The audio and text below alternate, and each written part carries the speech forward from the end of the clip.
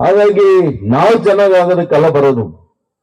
ನಾವು ಚೆನ್ನಾಗಾಗ್ಬೇಕು ಅಂತ ಅನ್ಕೊಂಡ್ರೆ ನಾವು ಬಿಸ್ನೆಸ್ ಮಾಡ್ಬೇಕು, ರಾಜಕಾರಣ ಅಲ್ಲ.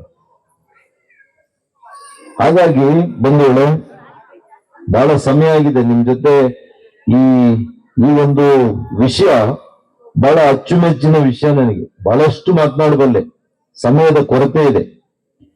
ಇವತ್ತು ನೋಡಿ, ಬೆಂಗಳೂರು ಬಮೂಲ್ ಹಾಲು ಒಕ್ಕೂಟದಲ್ಲಿ ಸುಮಾರು 1 ಲಕ್ಷ ಲೀಟರ್ ಪ್ರತಿ ದಿವಸ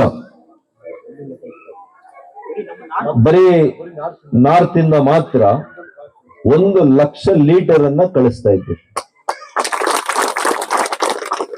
ನಾನು ಇವತ್ತು ಇಷ್ಟೇ ಹೇಳ್ತೇನೆ, ನಮ್ಮ ಅನೇಕ ವಿದ್ಯಾವಂತರು ಯುವಕರಿದ್ದಾರೆ.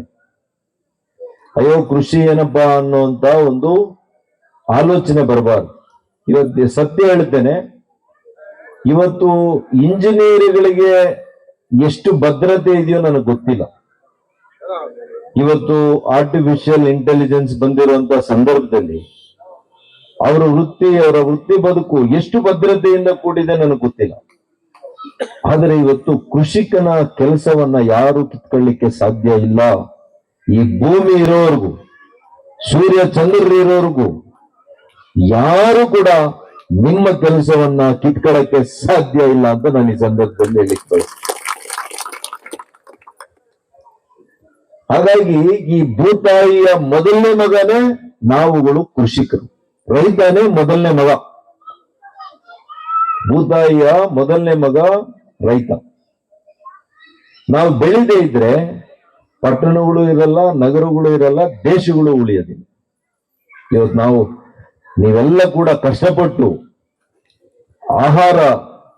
ಆಹಾರವನ್ನ ಕೊಡದೆ ಹೋದ್ರೆ ಯಾರಾದ್ರೂ ಉಳಿತಾರ? ಯಾರು ಉಳಿಲಿಕ್ಕೆ ಸಾಧ್ಯ ಇಲ್ಲ. ಕತೆ ಎಲ್ಲ ಗೊತ್ತಲ್ಲ ನಿಮಗೆ. ಯಾರೋ ವರ ಕೇಳಿ ನಾನು ನೋಡಿದ್ದೆಲ್ಲ ಮುಟ್ಟಿದ್ದೆಲ್ಲ ಬಂಗಾರ ಆಗ್ಬೇಕು ಅಂತದೆ, ತಥಾಸ್ತು ಅಂತ ಆಗ್ಬಿಡ್ತದೆ. ಕೊನೆಗೆ ಗಡ್ಡೆ ಮುಂದೆ ಇಡುವಂತ ಊಟ ಕೂಡ ಬಂಗಾರ ಆಗುತ್ತೆ. ತಿನ್ಲಿಕ್ಕೆ ಸಾಧ್ಯನಾ? ಹಂಗೆ ಆಹಾರ ಬಹಳ ಮುಖ್ಯ.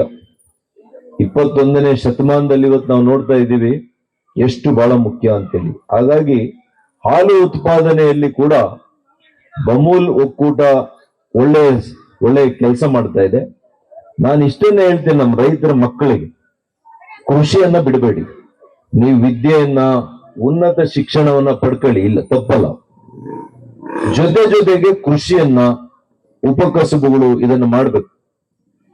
ಇವತ್ತು ಉದಾಹರಣೆಗೆ ಒಬ್ಬ ಸಾಫ್ಟ್ವೇರ್ ಇಂಜಿನಿಯರ್ ನಮ್ಮ ಚಿಕ್ಕಬಳ್ಳಾಪುರ ಕ್ಷೇತ್ರದಲ್ಲಿ ಮಂಚೇನಹಳ್ಳಿ ತಾಲೂಕಿನಲ್ಲಿ ಒಬ್ಬ ಯುವಕ, ಆತ IT ಕೆಲಸ ಮಾಡ್ತಾ ಇದ್ದ. ಈಗ ಒಂದು ಮಿನಿ ಡೈರಿ ಮಾಡಿದ್ದಾರೆ, ನಾನು ಹೋಗಿದ್ದೆ.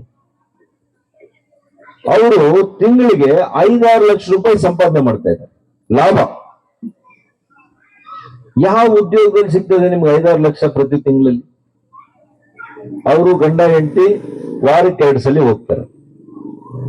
ಹೀಗಾಗಿ ಸತೀಶ್ ಗೌಡ್ರು ಮಾತಾಡುವಾಗ ಹೇಳಿದ್ರು, ನಮ್ಮ ಕೇಂದ್ರ ಸರ್ಕಾರ ಇವತ್ತು ಇದಕ್ಕೆ ಕೂಡ ಸಬ್ಸಿಡಿಯನ್ನ ಕೊಡುವಂಥದ್ದು. ಇವತ್ತು ಯಾರು ಮಿನಿ ಡೈರಿಗಳು ಮಾಡ್ತಾರೆ, ಪ್ರೊಸೆಸಿಂಗ್ ಯೂನಿಟ್ಸ್ ಮಾಡ್ತಾರೆ, ಇವತ್ತು ನಿಮ್ಮ ಹಾಲು ಉತ್ಪನ್ನಗಳು ಕೇವಲ ಹಾಲು ಕರೆದು ಹಾಲು ಡೈರಿಗೆ ಹಾಕೋದಕ್ಕೆ ನಿಲ್ಬಾರ್ದಲ್ಲಿ. ಆ ಹಾಲು ಉತ್ಪನ್ನವನ್ನ ಅನೇಕ ಉತ್ಪನ್ನಗಳಾಗಿ ನೀವು ಪ್ರೊಸೆಸ್ ಮಾಡಬೇಕು, ನಿಮ್ಮದೇ ಆದಂತ ಬ್ರ್ಯಾಂಡ್ ಮಾಡಬೇಕು. ಇವತ್ತು ನೀವು ಪನ್ನೀರ್ ಮಾಡ್ಬೋದು, ಐಸ್ ಕ್ರೀಮ್ ಮಾಡ್ಬೋದು, ಸ್ವೀಟ್ಸ್ ಮಾಡ್ಬೋದು, ಅನೇಕ ಸಿಹಿ ತಿಂಡಿಗಳು ಮಾಡ್ಬೋದು. 183 ಐಟಮ್ಸ್ ಇವರು ಒಕ್ಕೂಟ ಮಾಡ್ತಾವ್ರೆ. ನಾನು ಹೇಳ್ತಾ ಇರ್ತಕ್ಕಂಥದ್ದು ನಮ್ಮ ಯುವಕರು ಸ್ವಂತ ಮಾಡ್ಬೇಕು.